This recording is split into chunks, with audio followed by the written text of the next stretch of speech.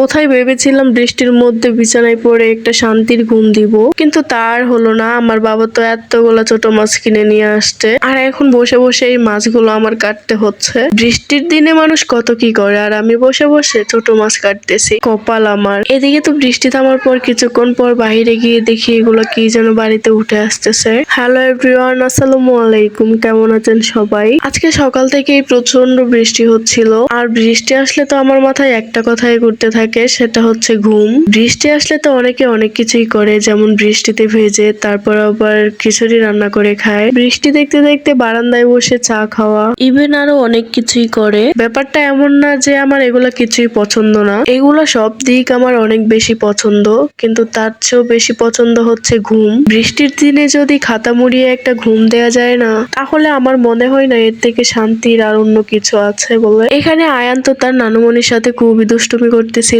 যাতে করে তাকে বাহিরে নিয়ে যায়, কিন্তু আয়ান তো আর এটা বোঝার চেষ্টা করছে না যে বৃষ্টির মধ্যে গিয়ে বাহিরে হাঁটা যাবে না। আয়ান যেহেতু তার নানুমণির কাছেই ছিল, সেজন্য আমি ভেবেছিলাম হয়তো একটু ঘুমাবো, কিন্তু আমার এই চিন্তার মধ্যে আমার বাবা একদমই জল ঢেলে দিল। বাজার থেকে গিয়ে এতগুলো ছোট মাছ কিনে নিয়ে আসছে। মাছগুলো দেখে তো আমার মাথাটা পুরো ভন করে ঘুরছিল।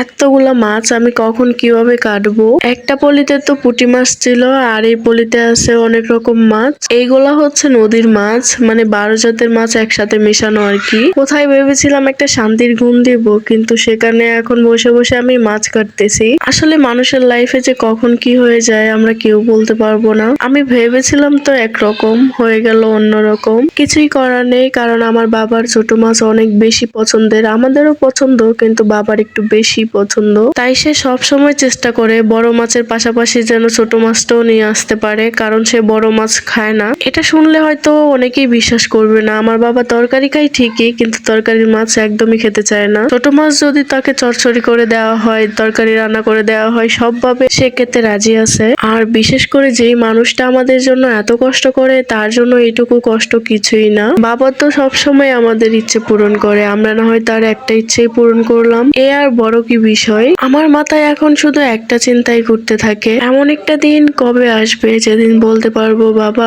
অনেক তো হলো, এবার নিজের জন্য একটু সময় দাও, নিজেকে নিয়ে একটু ভাবো, আমি তো আছি। তবে আমি খুবই আশাবাদী, আমার আল্লাহ কখনোই আমাকে নিরাশ করবে না, ইনশাআল্লাহ। আল্লাহর রহমতে একদিন হয়তো আমি সফল হব, তবে আমার সেই সফলতা যেন আমার বাবা দেখে যেতে পারে। যাই হোক, আমি এখন ডালার মধ্যে নদীর মাছগুলো রেলে নিছি। পুঁটি মাছগুলো তো কাটা শেষ, এখন নদীর মাছগুলো কাটতে হবে। আর সবগুলো মাছ কাটা হয়ে গেলে আমি মাছগুলো ধুয়েও নিয়েছি। মাছগুলো দেখতে তো একদম চকচক করতেছে, মানে অনেকটাই পরিষ্কার করে ধুয়ে নিয়েছি, সেই জন্যই চকচক করতেছে। ছোট মাছ কিন্তু অনেক সময় নিয়ে ধুইতে হয়, আর তা না হলে ময়লা থেকে যায়। তো আমি মাছগুলো ফ্রিজে রেখে একটু বাহিরে বের হয়েছিলাম, এসে তো দেখি মাটির মধ্যে এগুলো কি পোকা যেন বাড়ির ভেতরে উঠে আসতেছে। আপনারা কি কেউ এই পোকাগুলোর নাম জানেন? আমি আর বললাম না, আপনারা কেউ জানলে অবশ্যই কমেন্টে জানাবেন। আজকের ভিডিওটা আর বড় করছি না, দেখা হয়ে যাবে নতুন কোনো ভিডিওতে। আল্লাহ হাফেজ।